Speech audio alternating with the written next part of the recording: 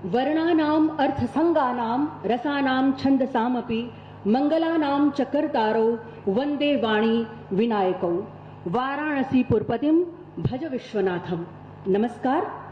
आनंद कानन काशी जो सर्व विद्या की राजधानी है, कबीर, तुलसी, संत रविदास, भगवान पार्श्वनाथ की नगरी है, जहां से सभी को आध्यात्मिक प्रकाश मिलता है, ऐसे ही पवित्र दिव्य भूमि मां गंगा और वरुणा का संगम भगवान आदिकेशव के समीप राजघाट में स्थित महान दार्शनिक जे कृष्णमूर्ति की तपोभूमि का नाम है वसंत महिला महाविद्यालय। ये महाविद्यालय कृष्णमूर्ति फाउंडेशन के अंतर्गत कार्य कर रहा है। स्वाधीनता प्राप्ति के लिए श्री अच्युत पटवर्धन जैसे देशभक्तों ने संघर्ष किया। इसी फाउंडेशन से श्रीमती पुपुल जयकर, श्री इकबाल नारायण गुर्टू जैसी विभूतियां KFI से जुड़ी रही हैं। यहाँ की छात्राएं भारत के विभिन्न राज्यों से अध्ययन के लिए आती हैं। उनकी आंखों में देश के लिए कुछ कर गुजरने की भावना होती है। जी कृष्णमूर्ति ने भयमुक्त शिक्षा की बात कही है और इस महाविद्यालय की शिक्षा उन्हें अमृत संतान बनाती है। डरो मत, अरे अमृत संतान, अग्रसर है मंगलमय वृद्धि, पूर्ण आकर्षण जीवन केंद्र, खिंची आवेगी सकल समृद्धि। इसी भाव से विद्यार्थी यहाँ पर ज्ञानार्थ प्रवेश लेते हैं और सेवार्थ प्रस्थान करते हैं। वसंत महिला महाविद्यालय के भूगोल विभाग एवं भारतीय सामाजिक विज्ञान अनुसंधान परिषद ICSSR के सहयोग से बिरसा मुंडा की विरासत, जनजातीय सशक्तिकरण और राष्ट्रीय आंदोलन के उत्प्रेरक विषय पर 2 दिवसीय राष्ट्रीय संगोष्ठी का आयोजन किया गया है और इसके उद्घाटन समारोह में हम सभी का हार्दिक स्वागत करते हैं। संगोष्ठी के उद्घाटन समारोह का शुभारंभ दीप प्रज्वलन से, जो हमारी सनातन संस्कृति का भाव है, दीप साक्षी होता है। तो मैं अपने मंचस्थ अतिथियों से निवेदन है मेरा कि वो दीप प्रज्वलन के लिए आ जाए।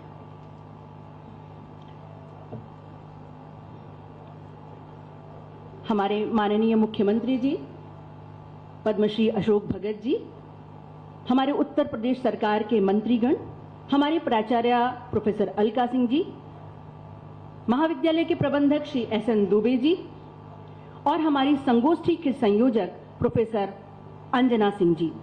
दीपो ज्योतिर नमोस्तुते, जहां प्रकाश है वहां राष्ट्र प्रेम है। तमसो मां ज्योतिर्गमय, मधुर मधुर मेरे दीपक जल। और हमारा ये महाविद्यालय अपदीपो भव को जीता है, अर्थात अपना प्रकाश स्वयं बनो। इसी भाव से ये जागृत है महाविद्यालय। और मैंने भी कहा दीप साक्षी है, तो उसी साक्षी भाव में आज ये संगोष्ठी 2 दिवसीय प्रारंभ हो रही है।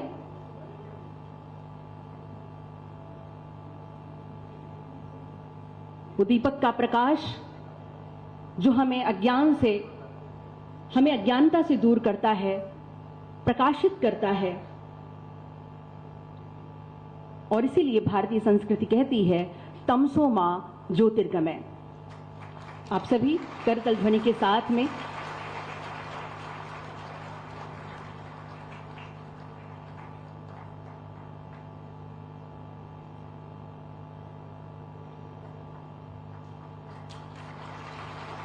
आनंदायी क्षण, ये ऐतिहासिक क्षण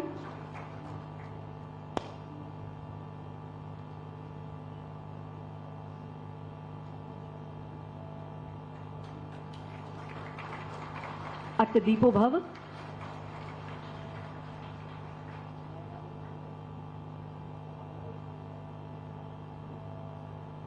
अब प्रस्तुत है हमारे महाविद्यालय का कुलगीत, जिसे लिखा है श्री MG कानिटकर ने, और इसके पश्चात भगवान बिरसा मुंडा के सम्मान में आदिवासी गीत प्रस्तुत किया जाएगा। कुलगीत जिसके बोल हैं नमो नमः वसंत देवी।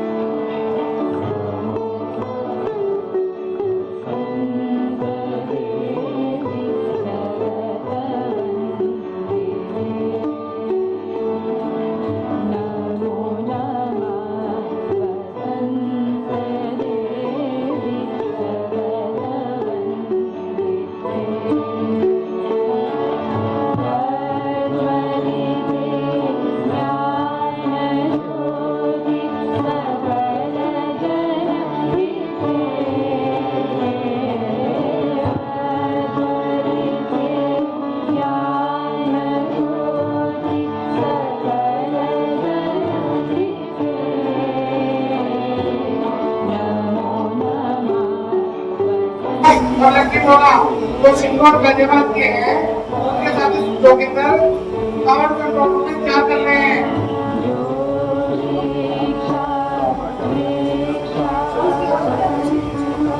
हिमांशु जो कि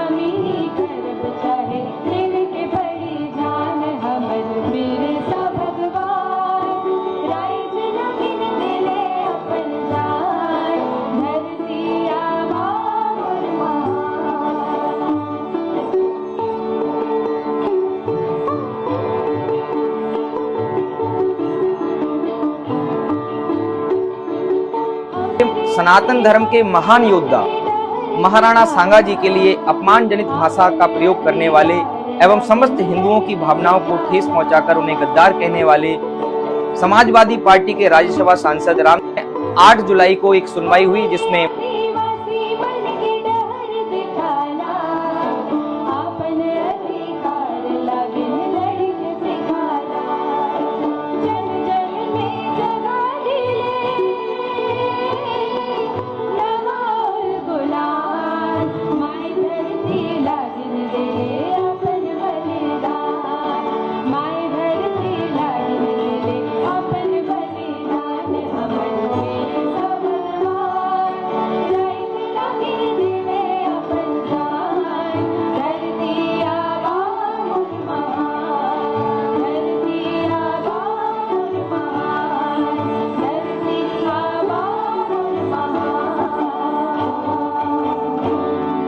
सुंदर प्रस्तुति के लिए मैं अपने महाविद्यालय के संगीत विभाग को धन्यवाद देती हूं।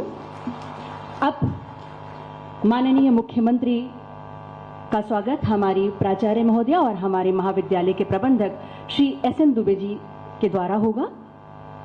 तुलसी का पौधा भेंट कर रही हैं हमारी माननीय मुख्यमंत्री जी को प्राचार्य महोदया, और अंग वस्त्रम से स्वागत करेंगे हमारे प्रबंधक श्री SN दुबे जी।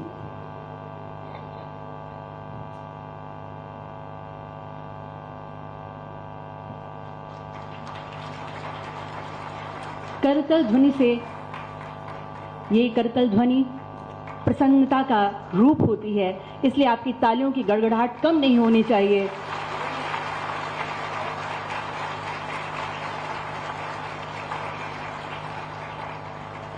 और अब हमारे इस संगोष्ठी के हमारे मुख्य वक्ता पद्मश्री श्री अशोक भगत जी का स्वागत इस संगोष्ठी की समन्वयक प्रोफेसर अंजना सिंह जी के द्वारा तुलसी के पौधे से, और हमारे महाविद्यालय के एओ त्रिकाल शर्मा जी अंग वस्त्रम से पद्मश्री अशोक भगत जी का स्वागत करेंगे।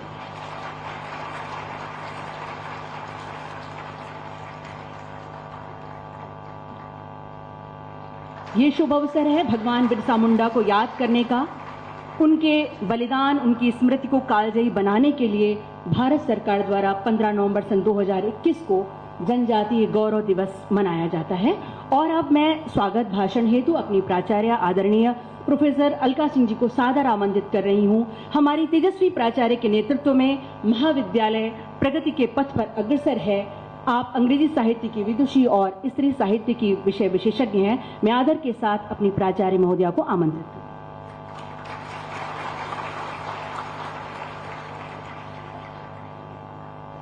बसंत महिला महाविद्यालय के भूगोल विभाग द्वारा भारतीय सामाजिक विज्ञान अनुसंधान परिषद ICSSR के सहयोग से बिरसा मुंडा की विरासत, जनजातीय सशक्तिकरण और राष्ट्रीय आंदोलन के उत्प्रेरक विषय पर ये 2 दिवसीय राष्ट्रीय संगोष्ठी का आयोजन किया गया है।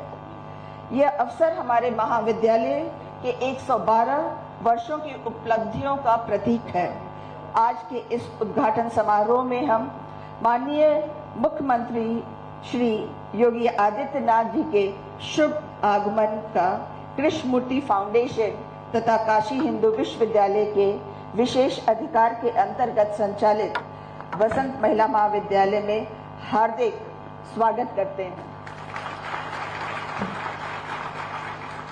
यह महाविद्यालय Shri Jiddu Krishnamurti, doctor Annie Besant एवं भारत रत्न पंडित मदन मोहन मालवीय जी की प्रेरणा और आदर्शों पर कार्यरत है। निसंदेह ये हमारे लिए अत्यंत गौरवपूर्ण एवं ऐतिहासिक क्षण है जब माननीय मुख्यमंत्री जी हमारे बीच में इस महाविद्यालय में आए हैं। हम समस्त महाविद्यालय परिवार की ओर से आपका हार्दिक आभार प्रकट करते हैं। संत सरल चित्त जगत हित, संतों का सरल हृदय समस्त जगत के कल्याण हेतु समर्पित होता है। आपने हमारे आमंत्रण को स्वीकार करके इस गोष्ठी की गरिमा को बढ़ाया है।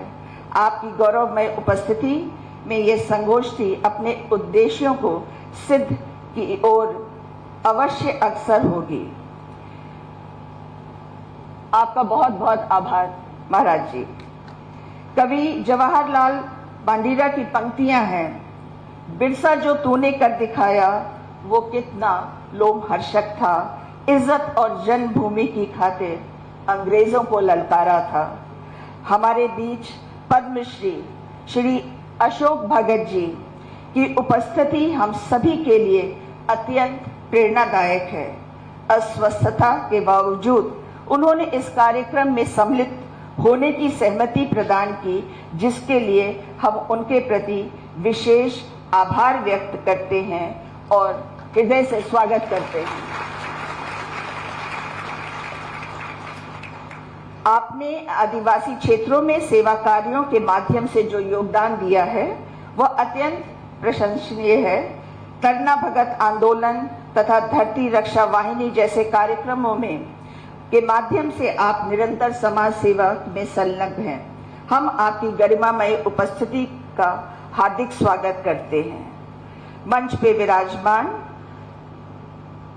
माननीय मंत्रीगण, माननीय विधायकगण, माननीय महापौर और माननीय अध्यक्ष जिला पंचायत, सभी का महाविद्यालय की ओर से अभिनंदन और स्वागत करते हैं।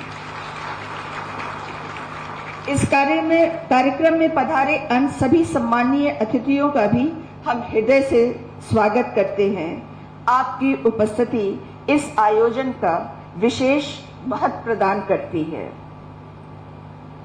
कुछ पंक्तियां हैं, पर पीड़ा से छलक उठे मन, यह छलकन ही गंगा जल है।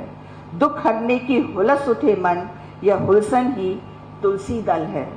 वह हर रोज एक नया माहौल मंदिर सा बना देता है, हौसले को बढ़ाता है और नई उम्मीद देता है। हम वाराणसी जनपद के प्रशासन के समस्त अधिकारियों को अपना बहुमूल्य समय प्रदान करने हेतु हम हृदय से आभार प्रकट करते हैं। आप सबका बहुत बहुत स्वागत है। धन्यवाद महोदया। बिरसा तुम्हें कहीं से भी आना होगा, कहीं से भी आ मेरे बिरसा, लोग तेरी बाट जोहते। कवि की एक करुण पुकार है, भुजंग मिश्राम की ये पंक्तियां हैं। और अब मैं आमंत्रित करती हूँ इस संगोष्ठी की संयोजक प्रोफेसर अंजना जी को विषय स्थापना हेतु। प्रोफेसर अंजना सिंह जी ने नई पीढ़ी के लिए, युवाओं को प्रेरणा देने के लिए इस संगोष्ठी का आयोजन किया है। प्रोफेसर अंजना सिंह। धन्यवाद दीदी। आदरणीय मुख्य अतिथि माननीय श्री योगी आदित्यनाथ जी, मुख्यमंत्री उत्तर प्रदेश, सम्मानित की नोट व्याख्याता पद्मश्री अशोक भगत जी, प्रोफेसर अलका सिंह जी जो इस महाविद्यालय की कार्यक्रम की प्रणेता हैं, प्रबंधक, प्रबंध समिति मंच पर उपस्थित गणमान्य अतिथि और विभिन्न प्रांतों से पधारे विद्वान प्रतिभागीगण एवं सभागार में उपस्थित महाविद्यालय की समस्त शिक्षकों एवं छात्राएं, सादर अभिनंदन। ICSSR नई दिल्ली के सहयोग से आयोजित 2 दिवसीय संगोष्ठी the legacy of Birsa Munda, a catalyst for empowerment and national movement, अर्थात बिरसा मुंडा की विरासत, आदिवासी सशक्तिकरण और राष्ट्रीय आंदोलन का उत्प्रेरक। हम छोटा नागपुर के वीर सपूत बिरसा मुंडा की विरासत का उत्सव मनाने और विश्लेषण करने हेतु एकत्रित हुए हैं। धरती आबा और भगवान के रूप में पूजित बिरसा ने उल गुलान आंदोलन और बिरसैट आस्था माध्यम से मुंडा, ओराव और खरिया समुदायों को औपनिवेशिक शोषण, भूमि हड़पने और मिशनरी धर्मांतरण के खिलाफ एकजुट किया था। उनकी बिरसैट आस्था ने शराबखोरी और अंधविश्वास का विरोध कर सरना पूजा को पुनर्जन्म दिया, जिसने आदिवासी संस्कृति में गौरव जागृत किया। उनकी पर्यावरण संरक्षण की दृष्टि जो प्रकृति और आदिवासी जीवन के सामूहिक, उनकी दूरदर्शिता को रेखांकित करती है। लोक कथाओं में उनकी चमत्कारी छवि ने उन्हें दैवीय बनाया। 25 वर्ष की आयु में शहादत ने उनकी पौराणिक छवि को अमर कर दिया।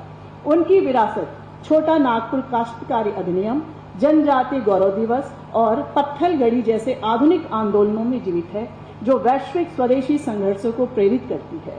संगोष्ठी में उद्घाटन सत्र के अतिरिक्त 3 तकनीकी सत्र जो बिरसा मुंडा के योगदान को स्वतंत्रता संग्राम और समकालीन सशक्तिकरण के संदर्भ में विश्लेषित करेंगी। समापन सत्र संगोष्ठी में प्रस्तुत किए विचारों को प्रस्तुत किया जाएगा। माननीय मुख्यमंत्री जी और पद्मश्री अशोक भगत जी के विचार इस चर्चा को समृद्ध करेंगे। ये वही आदिवासी समाज है जिसने राजकुमार राम को भगवान राम के रूप में स्थापित किया।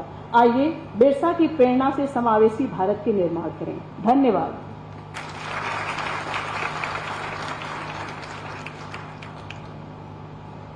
हमारे बीच पद्मश्री अशोक भगत जी उपस्थित हैं। मैं आपको बीच वक्तव्य के लिए आमंत्रित कर रही हूं।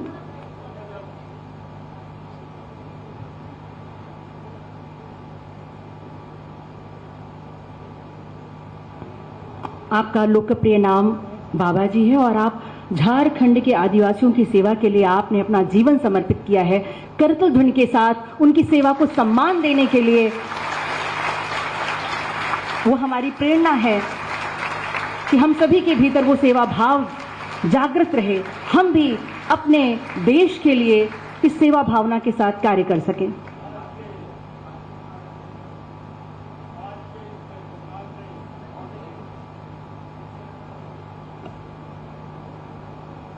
बतौर मुख्य अतिथि हम सबके प्रेरणा स्रोत माननीय आदित्यनाथ जी, जो इस राज्य के मुख्यमंत्री हैं, मंच पर बैठे सभी सुपरिचित मेरे मित्र जो मंत्रीगण हैं, जिनके परिवारों और बचपन से उनको मैं जानता हूं, विधायकगण, सभागार में भी उपस्थित कई साथी उपस्थित हैं जिनके साथ मैंने काम किया है। ये निमंत्रण जब मुझे मिला, हालांकि मुझे मेरे श्रेष्ठ जनों ने मना किया है कि प्रवास बंद करो, एक जगह से रहकर काम करो, लेकिन अंजना जी ने बार बार आग्रह किया और अंत में एक ट्रम्प कार्ड खेल लिया। सर, मैं आपकी बेटी हूं, आजमगढ़ की ही हूं। अब इसके आगे मुझे झुकना पड़ा और यहाँ के प्रिंसिपल और प्राचार्य ने तो हथौड़ा चला दिया, कहा आप तो आ ही रहे हैं, बताइए व्यवस्था कैसे करनी है। और दूसरा सौभाग्य परम पूज्य महंत आदित्यनाथ जी के सानिध्य का था। एक बार प्रत्यक्ष भेंट हुई है केवल राष्ट्रपति भवन में। मैंने कहा कि मैं अशोक भगत गोरखपुर से ही हूँ, कभी उससे मिला हूँ? उन्होंने कहा मैं जानता हूँ। पूज्य महंत आदित्यनाथ के संसर्ग में काफी रहा। वो मेरे स्थान पर भी बिशुनपुर गए हैं और बराबर विद्यार्थी परिषद के कालखंड में उनके साथ बातचीत होती रहती थी। जब महंत जी की कार्यशैली में देखता हूं तो मुझे एक उद्बोधन में उनका एक बात बराबर याद कर देता हूं, माथा पर ठनकता है। विद्यार्थी परिषद की एक प्रशिक्षण वर्ग, केदारनाथ सिंह जी बैठे हैं और सुधीर जी हैं, जगदीश सिंह, सब जानते हैं। गोरखपुर में पहला प्रशिक्षण वर्ग आयोजित किया, मुश्किल से 20 विद्यार्थी मुझे मिले और उसके समापन पर मैंने महंत जी से आग्रह किया था कि आप आइएगा। तो उन्होंने कहा अच्छा कितने तुम लोग हो? हमने कहा 20। यही आ जाओ, प्रसाद खिलाएंगे। और बाबा जी का, महंत जी का प्रसाद माने आप समझ लीजिए हम लोगों के लिए उस समय अमृत हुआ करता था। मिठाइयाँ और संक्रांति का पर्व पर जाना मानो आदत सी हो गई थी कि कुछ खाने को कमी है, चले जाओ। तो मैंने एक बात कही थी, अब उसका प्रसंग है या भी नहीं है। देखो भाई, तुम लोग राष्ट्रीय स्वयंसेवक संघ के हो, हम हिंदू महासभा के हैं। तुम लोगों के, हम लोगों के कार्यशैली में अंतर यह है कि तुम लोग गुरिल्ला युद्ध लड़ते हो, हम सीधा वार करते हैं। हम सीधा वार करते हैं। और आज जब मैं महंत जी की कार्यशैली देखता हूँ तो मुझे लगता है वो और उनका आशीर्वाद मुझे मिला था, लेकिन जोगी जी से मिलना नहीं हुआ। तपती ज्वाला के सामने एक जंगल का वनवासी जो 44-46 साल से निकल के जंगलों में भटक रहा है आदिवासियों के बीच में, पहले तो आप उसका जोहार स्वीकार करें। जोहार, सब कोई को जोहार बोलते नहीं, जोहार जोहार, और सबको प्रणाम। अब इनकी इस ज्वाला के सामने कुछ बातें रखना, बिरसा मुंडा के बारे में रखना है, तो मुझे भी थोड़ा जाना गई।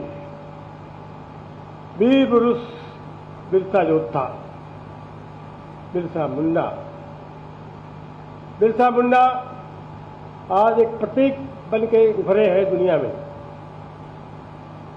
और इसमें दो राय नहीं है कि प्रतीक के रूप में को स्थापित करने का काम आज की सरकार ने, प्रधानमंत्री नरेंद्र मोदी जी ने किया है जनजातीय गौरव दिवस के रूप में मनाने का।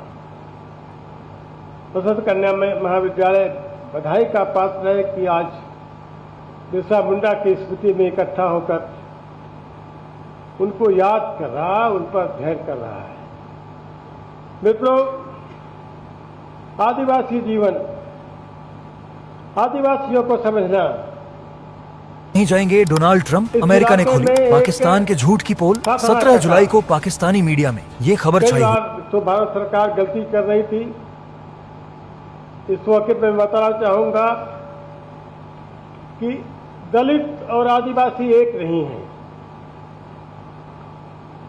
दलित की समस्या अलग है, उनका दलन हुआ है, उत्पीड़न हुआ है, लेकिन आदिवासी राजा रहा है। इसलिए पहली बार अटल जी की सरकार ने 2 आयोग बनाए, जनजाति आयोग अलग, अनुसूचित जनजाति आयोग अलग, और वो आदिवासियों को मान्यता अलग से दी। आदिवासी हमेशा राजा रहा है। आप जानते हो,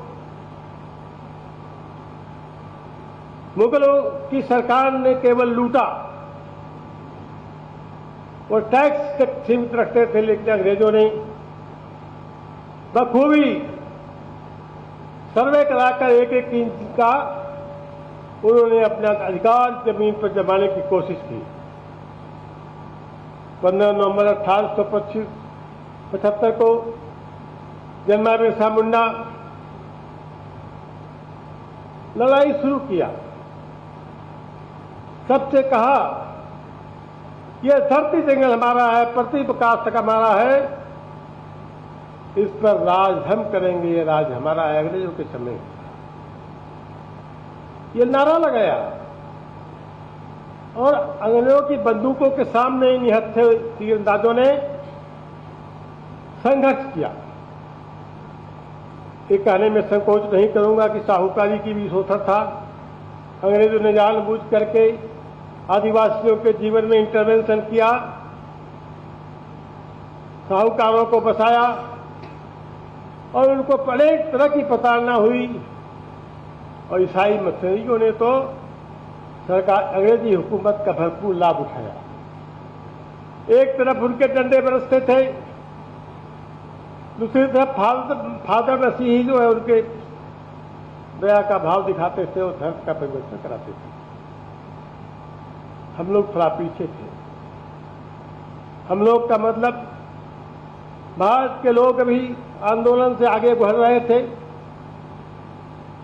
उसमें बिरसा ने उलगुलान किया। और गुलाम साहब ये धरती की आबा का था, क्रांति। आज भी वहां लोग जब कई आंदोलन करते हैं तो कहते हैं हम उलगुलान कर रहे हैं। बदल दो, हटा दो मिशनरियों को, हटा दो अंग्रेजी हुकूमत को। पर आदिवासी आंदोलन कभी राजनीतिक नहीं रहा। केवल आदिवासी आंदोलन धर्म सुधार का भी हुआ करता था। उनके अंदर जो शराबबंदी है, अनेक और जो कुरीतियां हैं, उसके खिलाफ भी वो आंदोलन चला रहे थे। बिरसा मुंडा जनेऊ पहनते थे। अब आज विवाद जानते हैं कि आदिवासियों के बारे में आज के तथाकथित वामापंथी जर्नलिस्ट, उनकी जो उन्होंने मार्केटिंग की, बड़े बड़े फोटो को छाप कर विदेशों में जिन्होंने बेचा और खाया, उन्हें हमेशा अधरंगा भूखंगा कहते रहे, हमेशा दया का पात्र बनाते रहे। लेकिन जब मैं 84 में वहां गया और कहा कि ये दया के पात्र नहीं है, उनका स्वाभिमान जगाया। कौन कहता है कि आप दया के पात्र हो? बिरसा मुंडा ने वही किया था कि हम लड़ेंगे।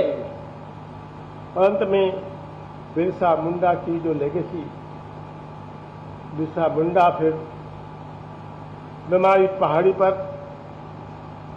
अपने अनुयायियों को उन्होंने कहा, मारो तीर धनुष, ये गोली अंग्रेजों का पानी हो जाएगा। उस बीमारी पहाड़ी पर सैल रकब जिसको कहते हैं, वहां पर 300 उस समय की संख्या में आदिवासी मारे गए। इसका भी प्रकसन हुआ कि छोटा नागपुर का काश्तकारी अधिनियम CLT एक्ट लागू हुआ, जो आज तक भी उसको कोई छेड़छाड़ करता है तो आदिवासी नाराज जाते हैं। आदिवासी का जमीन, जंगल, पानी, यही उनकी मूल प्रकृति रही है।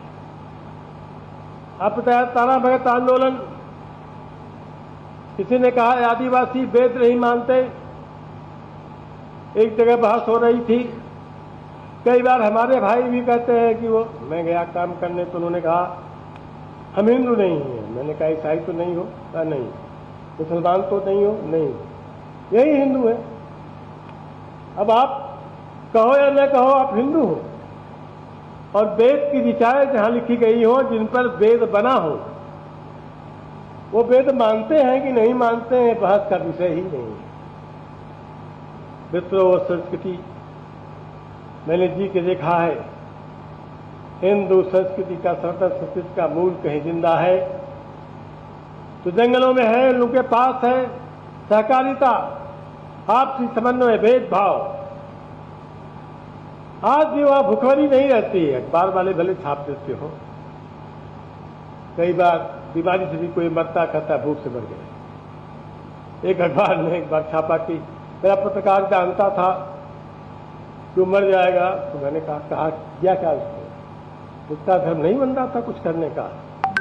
अकाल पड़ा, बिरसा ने भी आयते हैं, अकाल पड़ा बंगाल में। सुभाष चंद्र बोस ने उस समय कहा था कि अनाज के गोदामों को लूट लो, कोई भूखा नहीं मरना चाहिए, कोई भूखा न रहे। ये आदिवासी समाज बराबर इस पर लड़ता है, समाज में इकट्ठा होता है, सामाजिकता है। सांस्कृतिक जागरण का बिरसा मुंडा का आंदोलन एक सिंबल है, हिंदू सांस्कृतिक जागरण का सिंबल है। आदिवासियों को हीन भावना से देखना नहीं, उनके उच्च विचारों को समझना और ये मान के चलना, इस पर दुआए हैं लोग शोधार्थी। उनसे मैं कहूंगा कि आदिवासियों के जीवन शैली को और वैदिक जीवन शैली को आप देखिएगा। मैं गया पहली बार जब 83 में, महाश्वेता का उपन्यास था जंगल के दावेदार, उसको पढ़ा। महाश्वेता जी वामपंथी थी, जितना उग्र हो सकता था लिखा था उन्होंने।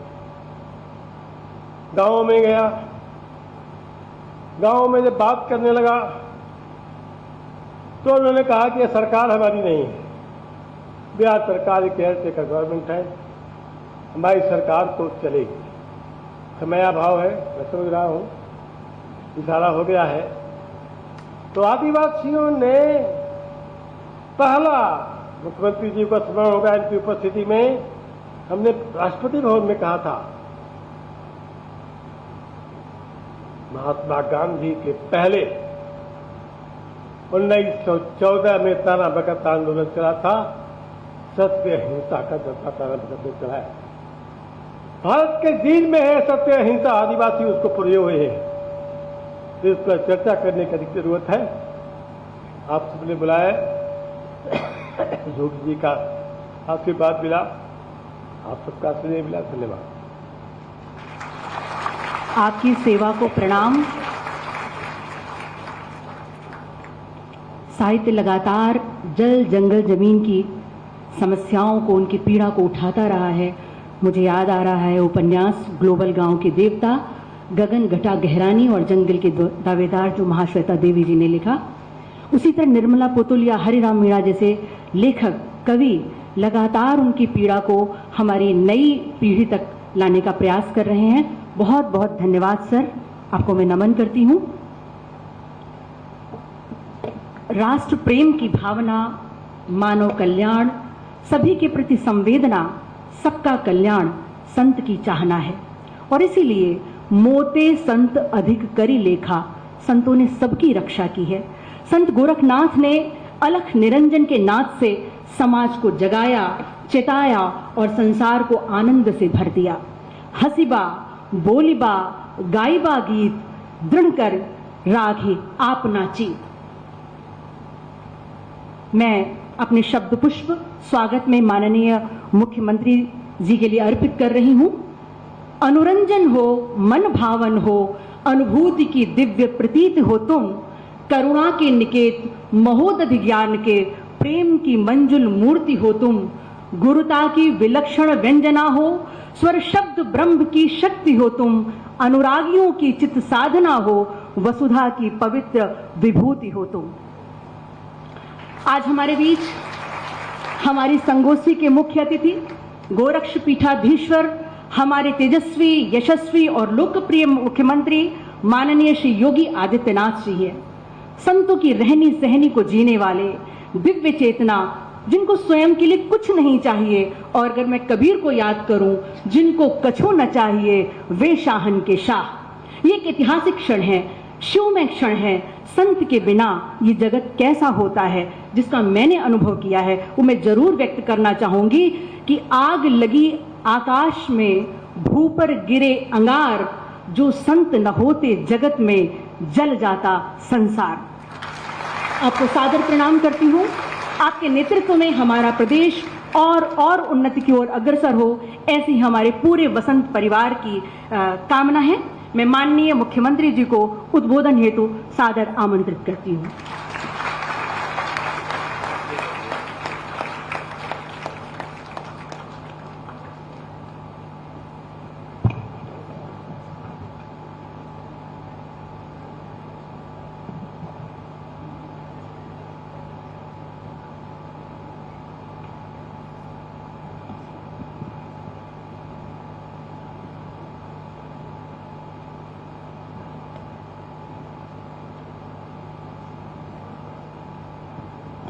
राष्ट्रीय संगोष्ठी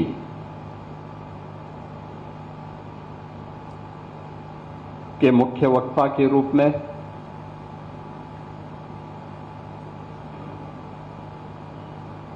अभी जिनका सानिध्य महाविद्यालय परिवार को और यहां पर उपस्थित सभी महानुभावों को प्राप्त हुआ है,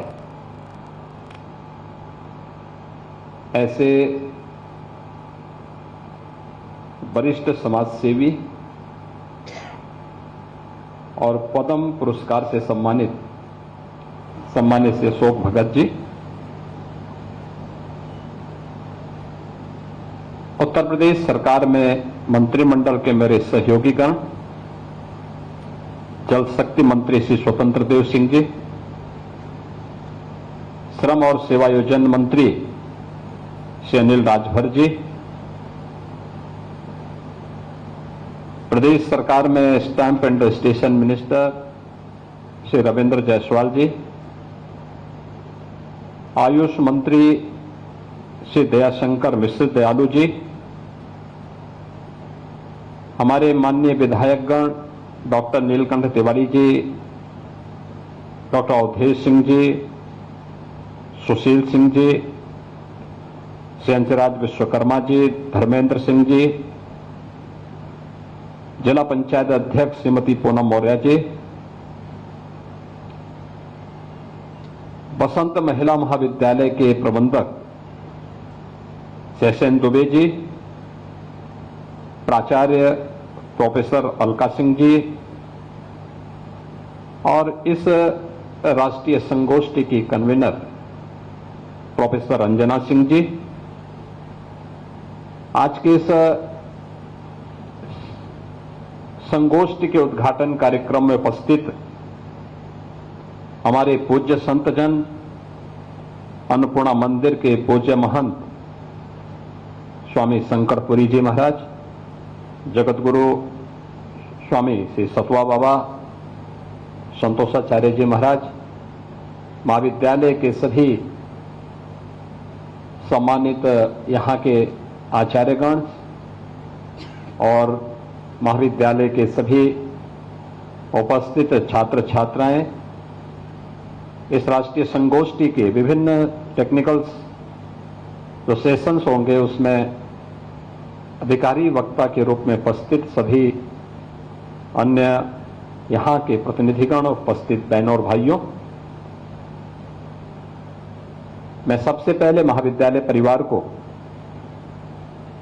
बिरसा मुंडा की इस विरासत को लेकर के इस राष्ट्रीय संगोष्ठी के लिए हृदय से धन्यवाद देता हूं और महाविद्यालय परिवार ने मुख्य वक्ता के रूप में भी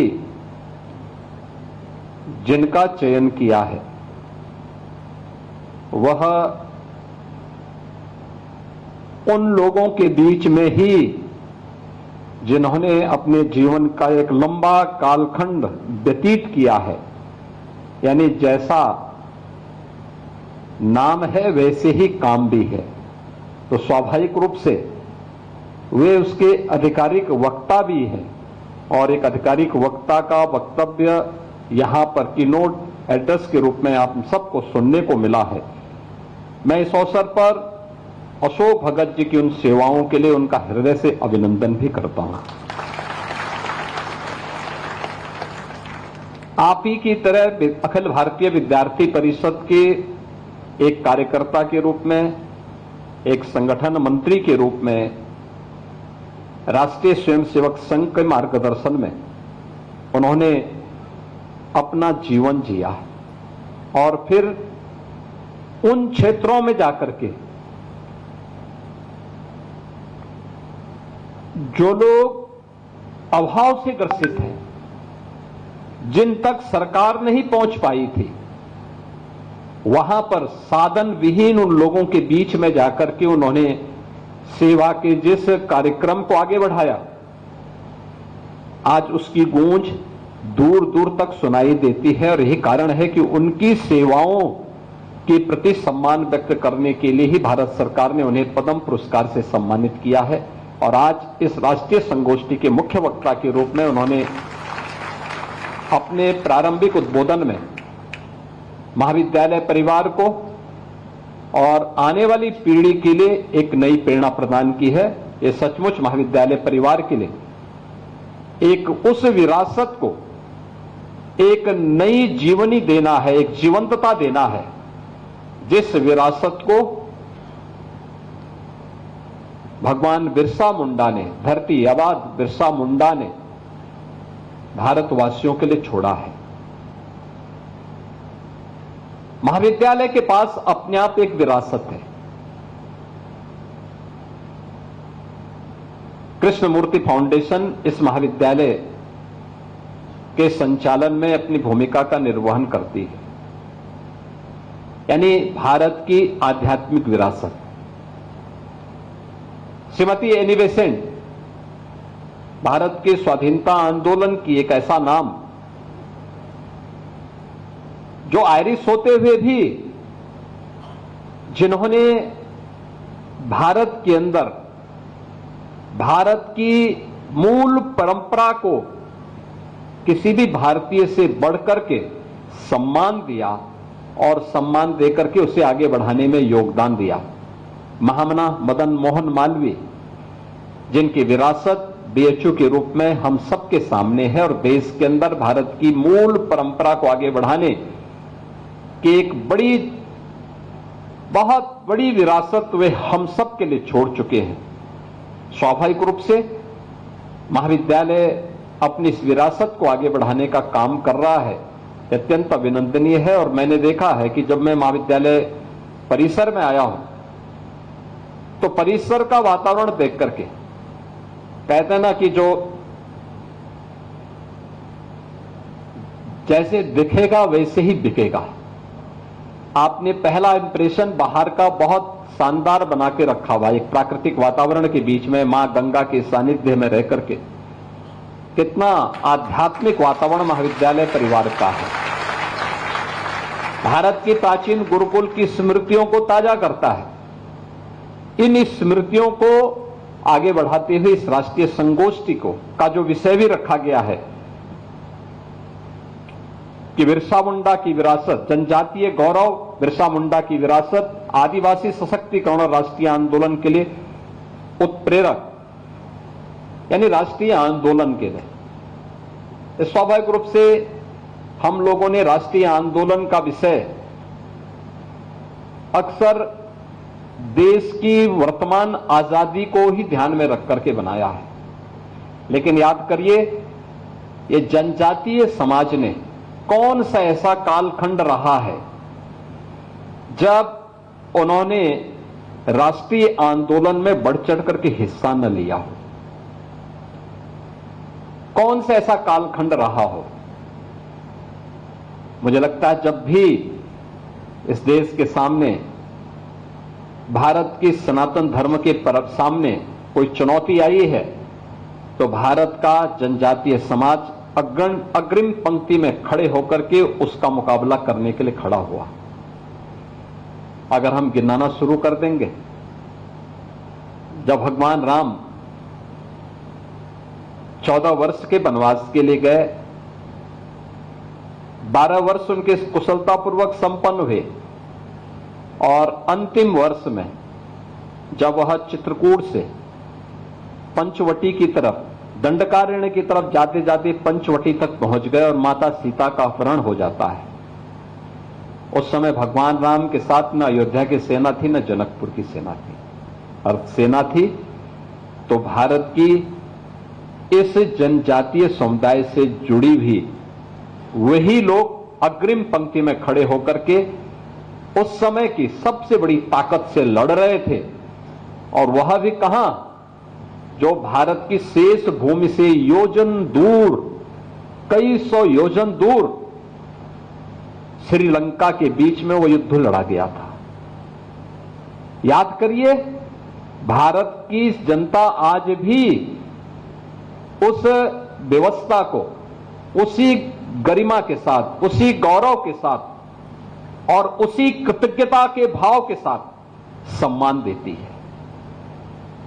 भगवान कृष्ण के साथ उनके पूरे अभियान में कौन लोग थे। और दूर मत जाइए, मध्यकालीन भारत का इतिहास उठा करके देखिए। हल्दी घाटी का युद्ध हो रहा था। हल्दी घाटी के युद्ध के दौरान जब महाराणा प्रताप को युद्ध के उपरांत जो परिणाम सामने आए थे, उन्हें जंगलों की तरफ प्रस्थान करना पड़ा। उस समय कौन लोग महाराणा प्रताप के साथ में थे? भील थे, मीना थे, वहां का जनजातीय समुदाय था। और महाराणा प्रताप को बचाने के लिए सेना के संगठन को पुनर्जीवित करने के लिए इन सब ने वहां पर उनका योगदान दिया। और परिणाम क्या था कि कुछ वर्षों तक महाराणा प्रताप को अरावली की जंगलों में इधर उधर भटकना पड़ा था, लेकिन फिर से अपनी सेना इकट्ठी करके उन्होंने उस समय अकबर के द्वारा जीते गए सभी दुर्ग और किले वापस लेकर के फिर से भारत के गौरव की स्थापना करने का काम उस कालखंड में किया था। छत्रपति शिवाजी महाराज के साथ कौन लोग योगदान दे रहे थे? यही समुदाय दे रहा था, यही समुदाय दे रहा था। छत्रपति शिवाजी महाराज जिस तत्परता के साथ उस कालखंड में उस समय के सबसे बर्बर और इतिहास के सबसे बर्बर Your car says a lot about you. शासक के खिलाफ Take लड़ care रहे of the थे, car you are. with Turtle उस Wax. समय उनका सहयोग करने के लिए भी जनजातीय समुदाय बढ़ चढ़ करके सामने आया था और परिणाम यही था कि हिंदवी साम्राज्य की स्थापना करने में छत्रपति शिवाजी महाराज को भी सफलता प्राप्त हुई थी। याद करिए, औरंगजेब के समय कोई कल्पना करेगा कि कोई हिंदवी साम्राज्य की स्थापना कर दे, लेकिन उन्होंने वह भी करने का काम किया था। यानी ये चीजें हमें हमेशा इस बात को हमारा ध्यान आकर्षित करती है कि जो समाज अग्रिम पंक्ति में खड़े होकर के भारत की विरासत की, भारत की धरोहर के संरक्षण के लिए कार्य करता रहा है, उसे कैसे हमने अपने आप से अलग करके भारत की परंपरा से काटने छांटने का प्रयास हुआ है।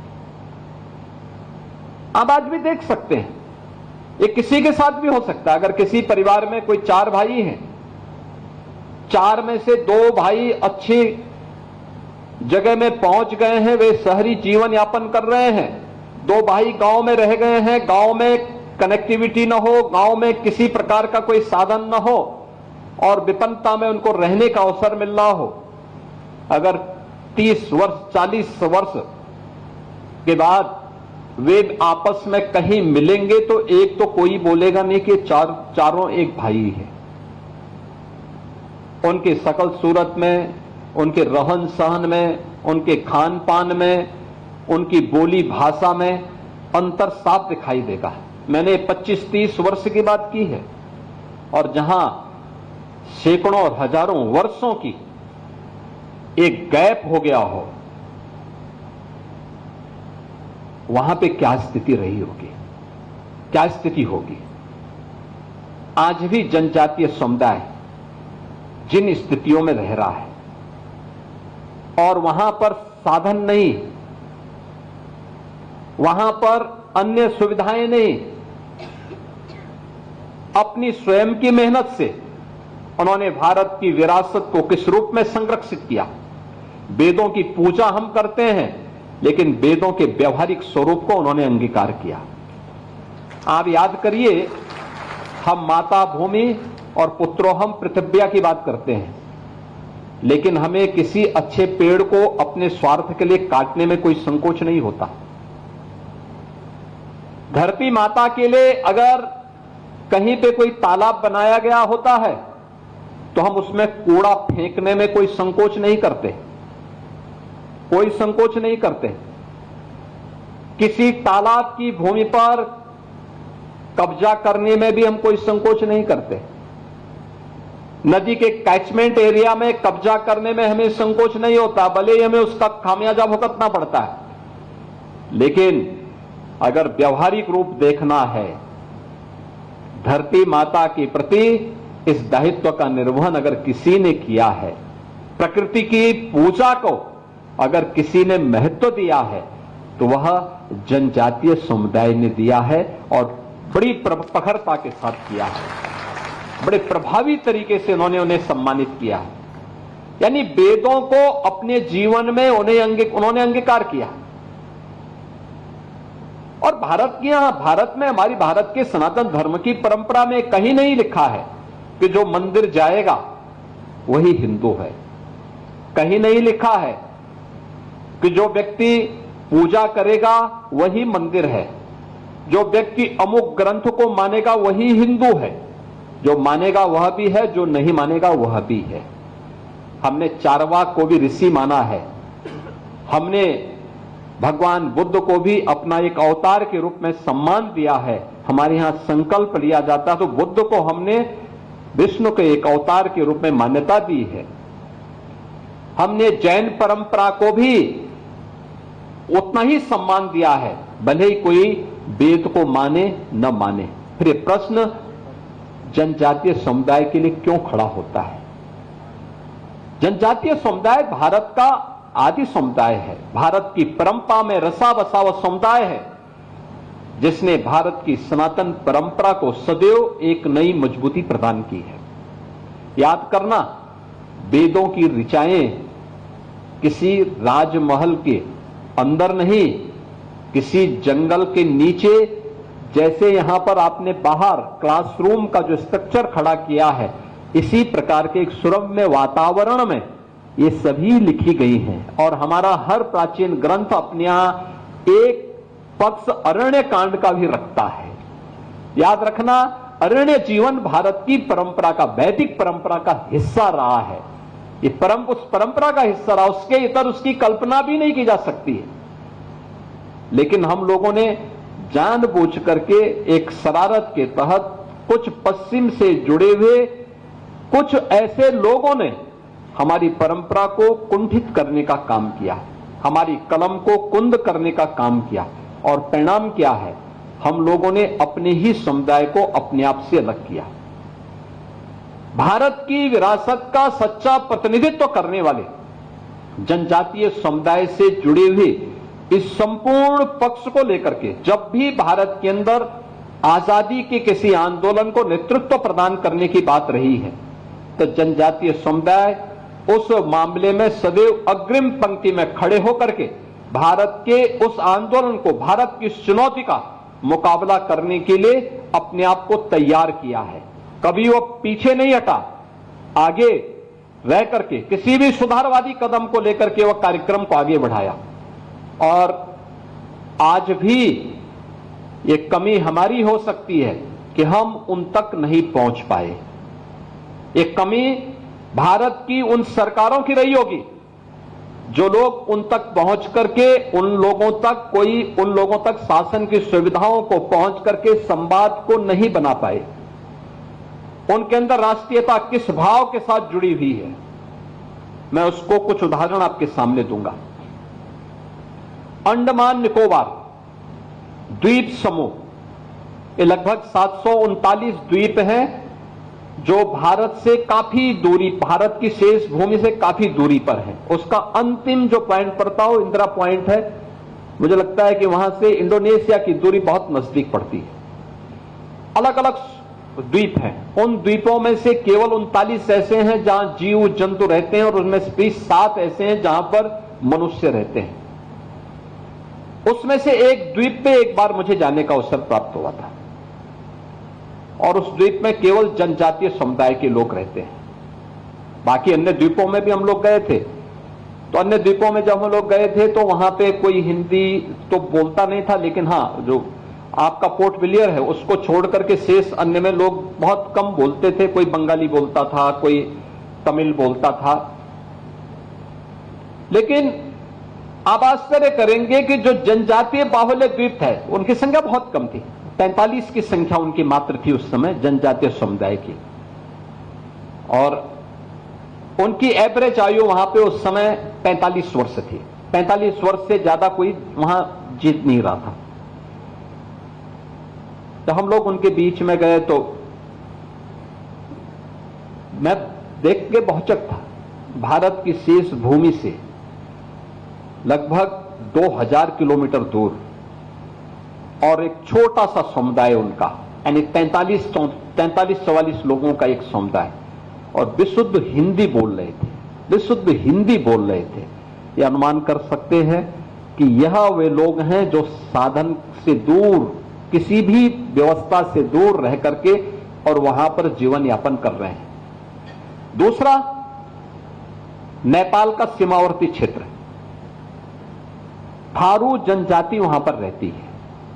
थारू जनजाति के लिए उनके बीच में पिछले 30 वर्ष से हमें काम करने का अवसर प्राप्त हुआ, और वहां पर कार्य करने का जब अवसर प्राप्त हुआ तो 2008 की घटना है। भारत और नेपाल की सीमा में ये सभी थारू बाहुल्य गांव पड़ते हैं, थोड़ा महाराजगंज में, थोड़ा सिद्धार्थनगर में, बलरामपुर और श्रावस्ती में इनके 36 गांव पड़ते हैं, फिर लखीमपुर खीरी और थोड़ा बहुत पीलीभीत में। नेपाल के अंदर एक भीषण संघर्ष होता है। उस समय खूनी संघर्ष चल रहा था। तो मैंने उस समय हिंदू जागरण मंच के एक पदाधिकारी को फोन किया। मैंने कहा, ये खूनी संघर्ष हो रहा है, ये किसका है, कौन लोग इसके पीछे? मुझे बताया गया कि साहब ये खूनी संघर्ष माओवादी और मधेसी के बीच में, मैंने कहा माओवादी तो नेपाली जो वहां पे नक्सली हैं और नेपाली वे सब हैं, मधेसी को पता लगा कि जो भारतीय मूल के लोग नेपाल की तराई में बसे हुए हैं वे मधेसी कहलाते हैं। तो मैंने कहा भारतीय मूल से जुड़े हुए जो लोग नेपाल की तराई में हैं वे मधेसी हैं, और माओवादियों की तरफ से कौन लड़ा फिर? तो पता लगा कि थारू। तो मैंने कहा थारू माओवादियों की तरफ से लड़ रहे हैं। तो मेरे दिमाग में आया कि बलरामपुर में हम एक छात्रावास चला रहे थे और एक विद्यालय उन बच्चों के लिए चला रहे थे। तो क्या थारू समुदाय के यहां के लोग तो वहां से माओवादियों की ओर से तो नहीं लड़ रहे हैं? तो मैंने तत्काल वहां पे जो लोग व्यवस्था में लगे थे, मैंने उनको फोन किया। मैंने कहा ये सब क्या मामला है, थोड़ा मालूम करो, क्योंकि उसी से कुछ दूर, कुछ ही 12-15 किलोमीटर की दूरी पे ये सब खूनी संघर्ष चल रहा था। काफी लोग मरे थे उसमें। तो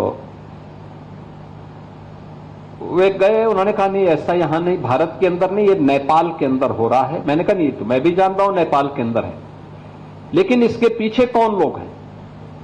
और ये थारू है, तो थारू माओवादियों की ओर से लड़ रहे हैं, तो कहां के थारू हैं? तो उन्होंने कहा नेपाल के लोग हैं। तो मैंने कहा ये जो भारत के थारू हैं, बलरामपुर, श्रावस्ती, उस समय जो सरकार थी प्रदेश में समाजवादी पार्टी की सरकार थी, केंद्र में कांग्रेस की सरकार थी। मैंने कहा देखिए भारत ये दोनों सरकारें इसका संज्ञान नहीं लेंगी, लेकिन हम लोगों को स्वयं सतर्क रहना होगा, कुछ हम तो करें। तो उन्होंने कहा क्या कर सकते हैं? तो इमलिया कोडर एक जगह है जहां नानाजी देशमुख ने, वहां पे एक छात्रावास उन्होंने बनाया था। ये नेपाल बॉर्डर से 5 किलोमीटर अंदर है, भारत के अंदर। तो मैंने कहा वहां एक सम्मेलन रखो इन सभी थारू समुदाय के लोगों का, मैं आता हूं। वहां पे सम्मेलन हुआ। इमलिया कोडर में जब मैं गया तो थारू समुदाय के लोग पहले मुझे लेके गए। उन्होंने कहा साहब आप हमारे जो देवता हैं उनका पहले सम्मान करेंगे। तो मैंने कहा चलो, मैं तो इसीलिए आया हूं। तो उन्होंने किसको राह रखा था? अश्वारोही महाराणा प्रताप की मूर्ति। तो मैंने कहा भी ये मूर्ति तो महाराणा प्रताप की दिखती है। उन्होंने कहा हां यही तो है हमारे हीरो। मैंने कहा महाराणा प्रताप राजस्थान में पैदा हुए, मेवाड़ राजस्थान में, आप लोग भारत नेपाल की तराई में हैं। कहा देखो साहब हमारे जो पूर्वज रहे होंगे ये हल्दी घाटी के युद्ध के बाद पलायन किए होंगे और हम उसी की विरासत हैं, इसलिए महाराणा प्रताप को अपना हीरो मान करके हम लोगों ने उनकी मूर्ति लगाई हुई है। तो मेरे लिए एक आश्चर्य था। मैंने कहा भी महाराणा प्रताप की मूर्ति आपने लगाई है तो फिर नेपाल के अंदर माओवादियों की ओर से कौन लड़ रहा? उन्होंने कहा साहब वो सब भटके हुए लोग हैं, हम उनके साथ क्यों जाएंगे? हमारे लिए तो देखो नानाजी देशमुख की संस्था और मंदिर के द्वारा जो हॉस्टल और विद्यालय चल रहा है, जब ये हमारे बच्चों के लिए काम कर रहा है तो हम माओवादियों के साथ क्यों खड़े होंगे? देखो कृतज्ञता का भाव। हमने तो एक हॉस्टल खोला था, उनके रहने खाने की व्यवस्था की, और एक विद्यालय खोल दिया। वे उतने से प्रफुल्लित थे, उनके बच्चे पढ़ रहे हैं, वे लोग उस व्यवस्था के साथ जुड़ रहे हैं। सरकारें अगर उन तक पहुंचती तो और भी अच्छा परिणाम आ सकता था। और वही कार्य जहां तक आजादी के बाद की सरकारें नहीं पहुंच पाई, छोटा नागपुर जैसे क्षेत्र में, झारखंड के उन क्षेत्रों में जाकर के अशोक भगत जी कर रहे हैं। उन क्षेत्रों में जो काम सरकार को करना चाहिए था, अपना पूरा जीवन उनकी सेवा के लिए समर्पित करके उस क्षेत्र में वह काम इन्होंने किया है। कहने का मतलब हमारा संवाद जहां बाधित होगा वहां संघर्ष की स्थिति पैदा होगी, और वही संघर्ष हम लोगों को कभी कभी देखने को मिलता है। याद करना कि प्रधानमंत्री मोदी जी ने 2021 में 15 नवंबर की तिथि को जनजातीय गौरव दिवस के रूप में मनाने के लिए जो प्रेरणा दी, उसके पीछे का भाव यही है, एक संवाद हो, एक डायलॉग हो हमारे स्तर पर, हम भी जाएं उनके बीच, हम जनजातीय समुदाय के लोगों को बुलाएं अपने बीच, वे आकर के देखें इन कार्यक्रमों को और उनके मन में भी एक नई प्रतिस्पर्धा का भाव पैदा हो। और इसी भाव को आगे बढ़ाने के लिए जब प्रदेश में हमारी सरकार आई तो हम लोगों ने कहा जितनी सुविधाएं इनको मिल रही तो मिलनी ही चाहिए, लेकिन इन्हें सिचुएशन के लक्ष्य तक पहुंचाने का एक दायित्व तो हमें उठाना चाहिए। यानी इनको हर प्रकार की सुविधाओं से पूरी तरह युक्त करने का काम होना चाहिए। जहां इनके गांव को राजस्व गांव का दर्जा नहीं मिला है, हम उन्हें राजस्व गांव का दर्जा दें। आप आश्चर्य करेंगे, 1947 से लेकर 2017 तक दर्जनों ऐसे गांव थे जहां लोग तो रह रहे थे लेकिन उनको वोटिंग राइट नहीं थी, उनको राशन कार्ड नहीं मिलता था, उनको पेंशन की सुविधा नहीं मिलती थी, उन्हें कोई भी अन्य सुविधा नहीं मिलती थी, पेयजल के लिए तालाब का पानी पीते थे।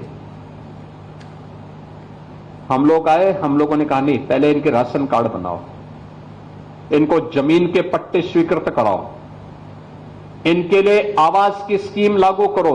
पूरे गांव के गांव में, कोई उन गांवों में पहले पक्का मकान नहीं बना सकता, झोपड़ी में रहता था। वन विभाग के लोग और पुलिस के लोग वहां जाके शोषण करते थे, पैसे वसूली करते थे।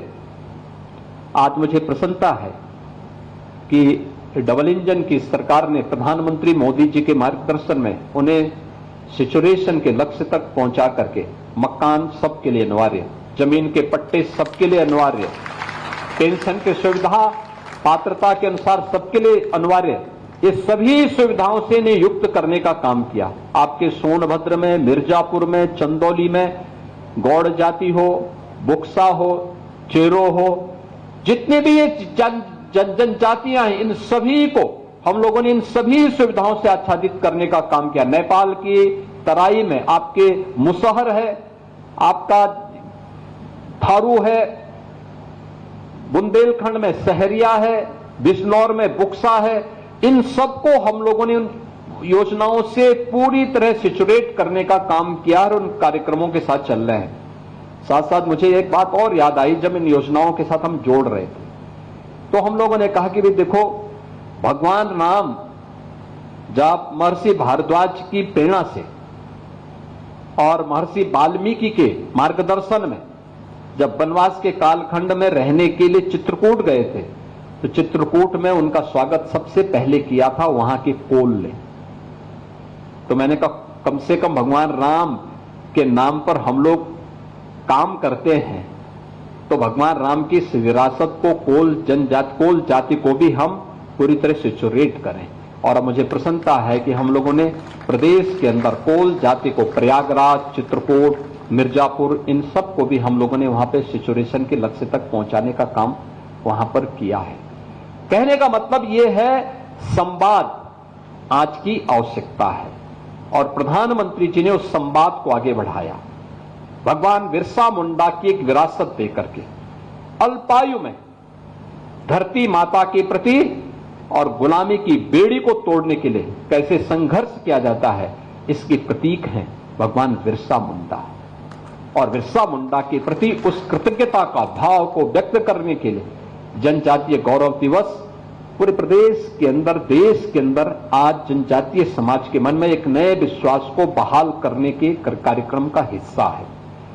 एक तरफ यह अपने उस समाज से जो मूल समाज है हमारा, हमारे साथ जुड़ा हुआ है, भारत की परंपरा और विरासत के प्रति पूरी प्रतिबद्धता के साथ रह करके काम करता है, और समाज के साथ हमारे संवाद के कार्यक्रम को जोड़ने का एक माध्यम जो है, एक तरफ इसके प्रति कृतज्ञता ज्ञापित करने का एक भाव सरकार की ओर से विनम्र किया गया प्रयास है।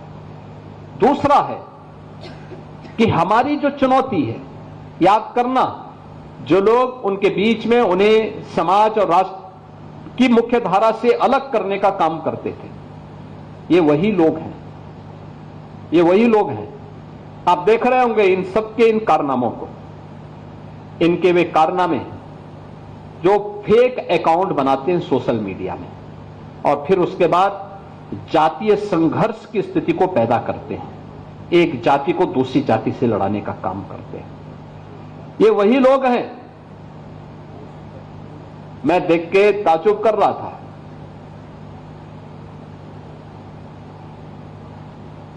अभी 3 वर्ष पहले की एक घटना है। एक जगह एक आगजनी की घटना घटित हुई।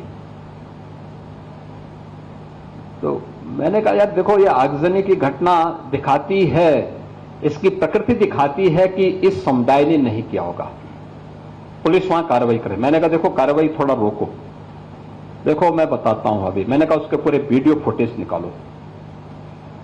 तो आप आश्चर्य करेंगे कि आगजनी करने वाला एक व्यक्ति वह केसरिया गमछा बांधा हुआ है, लेकिन आगजनी करते समय अचानक उसका गमछा निकला, आगजनी करते करते उसके मुंह से निकल पड़ा या अल्लाह। तो मैंने कहा देखो, किस समुदाय हिंदुओं की एक जाति को बदनाम करने के लिए किस शरारत के तहत गमछा बांध करके और पूरी व्यवस्था को अपमानित कर रहा है।